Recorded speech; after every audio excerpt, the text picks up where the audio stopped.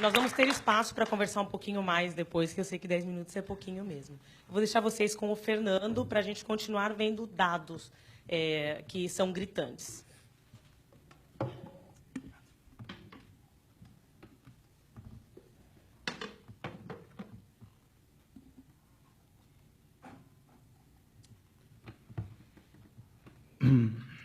Estão me ouvindo bem? Tá tudo. Posso começar a passar? Deixa eu ver. Só um pouquinho. Só fazer um. Bom, enquanto ficar pronta a visualização, eu vou me apresentar. Sou Fernando Montenegro, sou pesquisador de percepção do consumidor. Tenho me especializado. Hoje em dia, sou especializado em consumo da população negra. Então, eu estudo a percepção do consumidor das pessoas negras, né? Montei uma consultoria chamada Etnos, porque esse trabalho, só como o Fernando Montenegro, ele estava expandindo muito e a gente viu que precisava virar ter um caráter de consultoria. E daí surge a consultoria Etnos, Afroconsumo, justamente para a gente estudar a percepção, focado em pesquisa, comportamento, linguagem de consumidores negros. Aqui hoje eu vou trazer alguns indicadores de uma pesquisa que a gente fez sobre um mapeamento de consumo das pessoas negras da cidade de São Paulo, para também a conceituação do que a gente entende como afroconsumo, de um trabalho também muito amplo, que é uma pesquisa. Essa pesquisa ela durou aproximadamente 1 ano e meio. A gente estudou, entendeu comportamento, linguagem e como as relações étnico-raciais elas interferem como as pessoas negras elas consomem. Não só a questão classe, mas a questão raça. A gente coloca como protagonismo a questão raça, étnico-racial, para entender os consumidores. E vamos lá. Então, eu vou falar rapidamente o que é a consultoria, né? Então, a gente já até dei uma adiantada, né? Essa questão da consultoria, que a gente trabalha para estudar, produzir dados da população negra, porque a gente só tem dados praticamente de mortalidade, natalidade, jovens negros mortos, que são muito importantes. No entanto, a gente também precisa saber quanto que a população negra consome, qual que é a carência, qual que é a defasagem desse consumo da população negra. Então, pensando nisso, a gente começou a produzir esse tipo de estudo e para dar visibilidade para a população negra, já que, de qualquer jeito, a gente consome. A gente está inserido dentro de uma lógica de consumo, uma lógica capitalista. E já que as marcas estão produzindo produtos e a gente vai consumir, que sejam produtos que falem corretamente com a gente.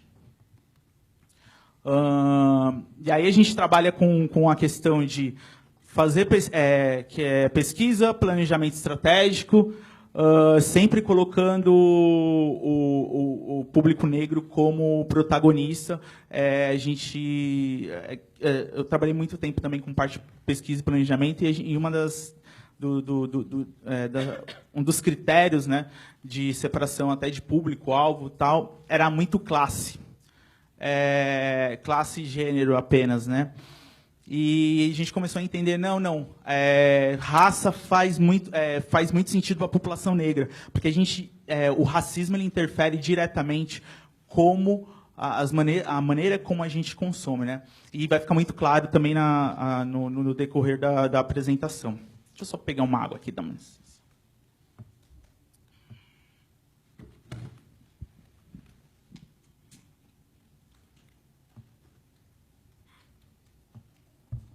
Desculpa. Vamos lá. Então, a gente produz pesquisa, faz o branding também para fazer o alinhamento desse estudo, o entendimento da estratégia mesmo. Se uma marca quer trabalhar o discurso diverso, quer trabalhar com produtos e trabalhar com a presença de pessoas negras, ela tem que estar com todos os seus pontos alinhados, muito bem alinhados na estratégia. a análise das pesquisas que a gente produz e também a gente trabalha com a questão de palestra, consultoria, para ajudar a entender e difundir esse conceito do afroconsumo. O que a gente entende como afroconsumo? O afroconsumo a gente entende como a relação étnico-racial que as pessoas negras elas sofrem, é uma palavra muito forte, mas como as pessoas negras elas consomem. Isso pode interferir. E até por que a gente chama até do afroconsumo, né? Porque não adianta a gente pegar e falar assim, todas as pessoas, todos os brasileiros consomem, a gente colocar as pessoas negras dentro da grande etnia brasileira. Não, pelo fato de você sofrer determinado racismo, ou pelo fato da sua cultura, isso interfere diretamente na maneira como você consome. Então, daí isso a gente conceitua como afroconsumo, levando em consideração a questão étnica e raça. Aqui eu vou trazer alguns exemplos, né? Então, falando sobre como isso interfere diretamente na construção desse imaginário, ou como isso interfere no consumo da população negra.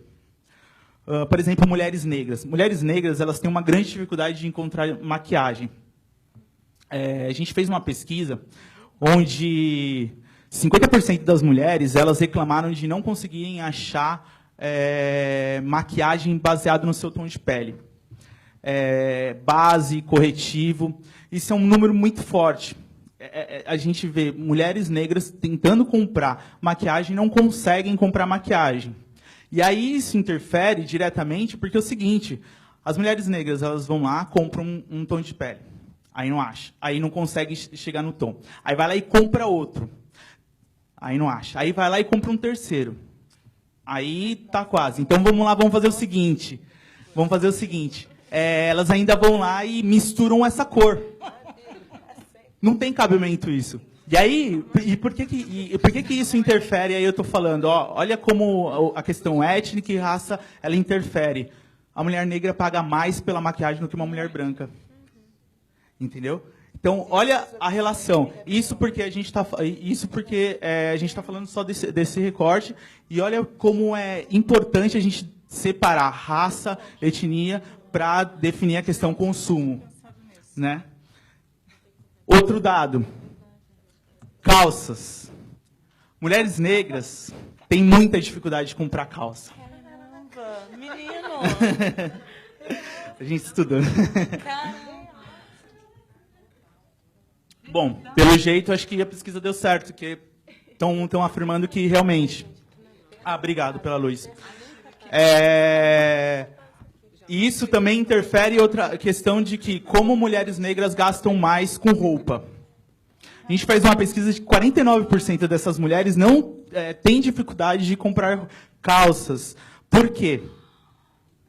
Porque o shape da indústria do vestuário, né, a forma, ele é baseado totalmente num padrão eurocêntrico, num padrão de mulheres brancas. E aí eles colocam dentro do mulheres brasileiras. Não são mulheres brasileiras, são mulheres negras, elas têm curvas diferentes de mulheres brancas. Ponto. Não é questão que eu estou querendo separar. É fato, isso é raça, biologia. Ponto. É em cima disso que eu estou falando. E aí, até dentro da pesquisa, as mulheres negras, essas mulheres entrevistadas vão falar, olha, eu compro e eu tenho que pegar e ajustar a calça. Então, ela tem o gasto compra e ainda o ajuste. Isso interfere diretamente no ticket médio de compra também. Então, isso interfere na relação de consumo com as pessoas. Tá vendo? Lembre-se, colocar brasileiras como consumidoras. Não, são mulheres negras consumidoras. Isso faz muita diferença. Então, são 49% de mulheres que não conseguem, não se sentem representadas. Aí não é só estética. E é isso que também uma relação interessante. O afroconsumo ele não é só estético, é para a gente pegar e entender também a biologia das pessoas, porque isso interfere nessa relação. Outra relação. Leite.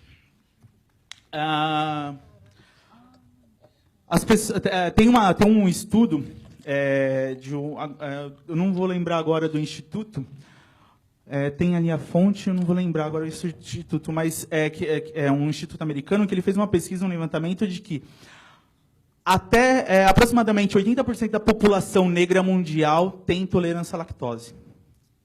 Quantas linhas vocês lembram salvo essa, de zero lactose que tem no mercado? É muito pouco. Fazendo um levantamento prévio disso, a gente tem mais ou menos uns 10 a 15% de linha com zero lactose no mercado. E são 10 a 15% de pessoas de linha zero lactose que estão com direcionamento para pessoas brancas, porque a gente não tem pessoas negras na comunicação. E as pessoas brancas não, por exemplo, criança praticamente não tem zero a intolerância à lactose. Então, o direcionamento dessas marcas estão indo para pessoas brancas, sendo que o público-alvo deveria ser pessoas negras. Isso é afroconsumo. A gente está separando isso, entendendo a maneira que essas pessoas, que os consumidores negros consomem. E aí eu estou falando, não é porque é bonito e que precisamos colocar um casal lindo numa propaganda. Não é só isso. Não é só alimentar esse imaginário de vamos fazer uma inserção de pessoas negras na comunicação.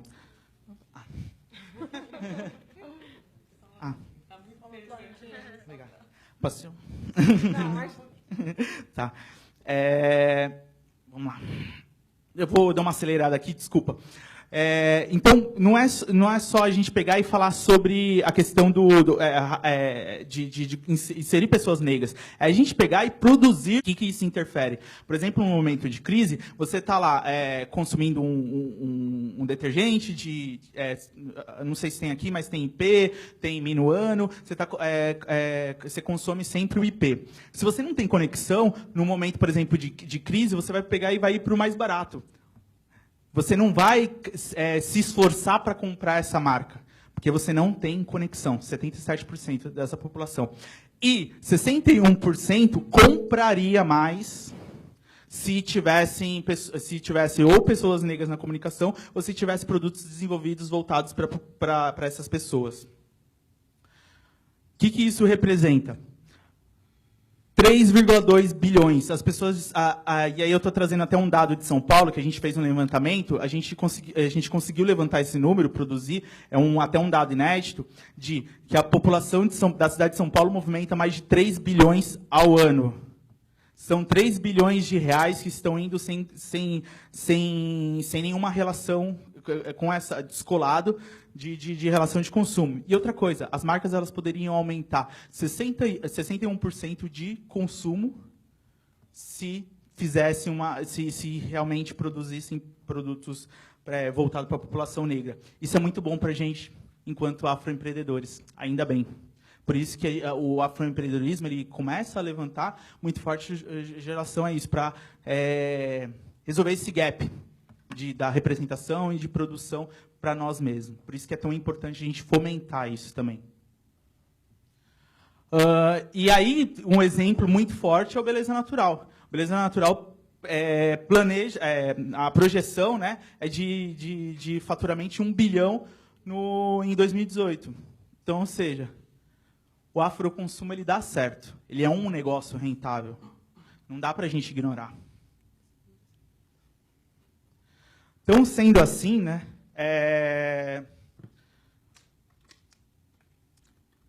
para concluir,